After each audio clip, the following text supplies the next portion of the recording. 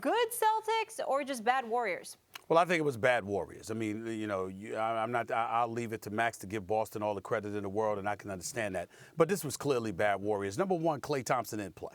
Okay, so this is not truly the Warriors without him. Whenever him or Steph Curry, any portion of the Splash Brothers is out of the lineup, it's certainly not the same team. But on their worst day, they haven't been this bad. They got bum rushed and beat down by the Boston Celtics.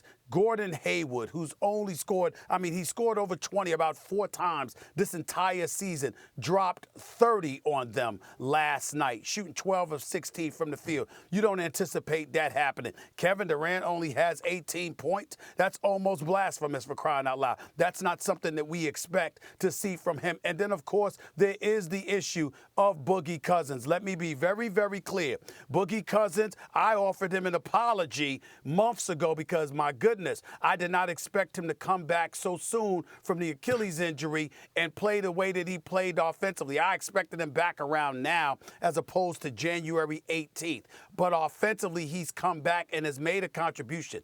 He is a flagrant liability defensively.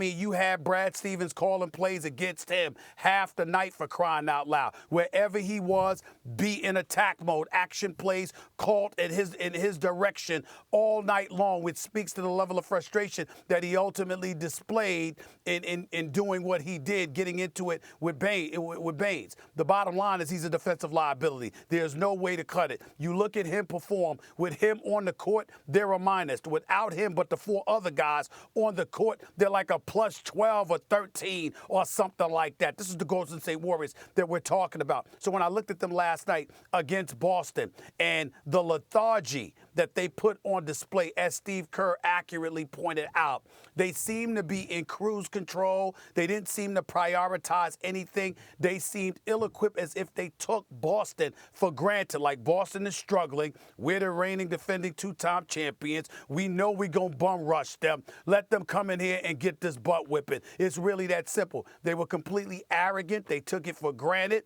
and Boston made them pay for it. So to me, that's about bad Warriors more so than anything else.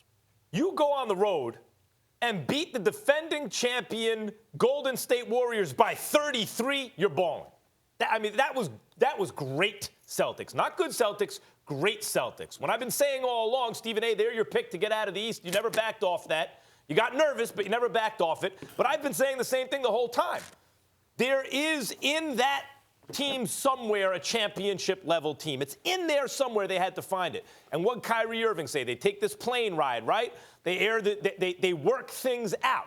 And Kyrie's been trying to lead this team. But he didn't. He tried different things. One of the things he tried was to sit down for a national interview, usually a very bad idea, and throw his guys under the bus. They didn't react well to that. They didn't seem like they wanted to play with him after that. They just take a plane ride out west. Apparently, they work things out. And, man, I believe him based on the way they played. You know what Kyrie Irving that was? That was 19.11 assists, Kyrie Irving. That's the Kyrie Irving they need. Gordon Hayward, it's not just the 30 points, Stephen A. It's the passing, which is why everyone's, because it's his pet player, Brad Stevens played Gordon Hayward. No, Brad Stevens believed they needed Gordon Hayward's passing in the starting lineup. And I agree, he shouldn't have been in that lineup early in the season. But you could see why coach would think that. Gordon Hayward's passing was excellent. This is the hockey assists and stuff, but it was excellent throughout. Jaylen Brown, active, both ends of the floor. Just active. A completely different team. And that's the Celtics team that the Warriors and everyone needs to be worried about. Now, look, Klay Thompson doesn't play. Is that the best version of the Warriors? Clearly not. I don't care how well the Celtics play. You're not beating the Warriors by 33 points, and it's not partly, as you acknowledge, it's partly good Celtics, partly bad Warriors. But if you have to pick which one it was, you can't tell me, a team is missing their 3rd best player. So now it's just going to be garbage team. No.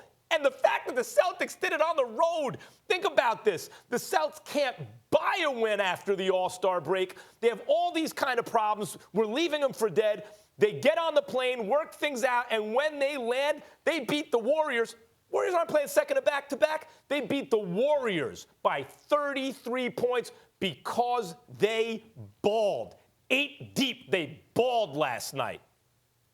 Well, let me say this, Mr. Fred Astaire, because you talked about how, hey, you know what? I've been saying it all year. What you've been saying all year is that Toronto is coming out of the East. Yes, you said the Celtics have a championship in them. Well, what the hell does that mean if you're picking Toronto? So sit on that for just a second, and I'll come back to you. Secondly, 8 for 35 shooting from three-point range for the Golden State Warriors. Is that them?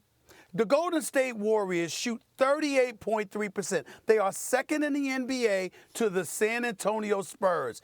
They don't play like this. All I'm saying is it was a tremendous effort by the Boston Celtics. I'm not taking anything away. And I can't tell you how happy I am for Gordon Hayward to finally show up and play the way that they expected him to play when they first brought him on board. We know the injury has everything to do with him not having the kind of games that he should have had since he arrived in Boston. But it was really, really good to see him last night perform the way that he performed. I was really, really happy for him.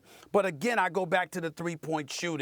Okay, I go back to the assist. Boston 38-26 in assist. Kyrie Irving only 11 shots distributing the basketball. I understand we can look at that and we can use that as a formula to point to the success of the Boston Celtics. But what I am saying to you is that it is such an extreme aberration to see the Golden State Warriors play the way that they played for an entire game like that last night. It'd be bad if it was one bad quarter. But last night, the whole game, they just weren't there.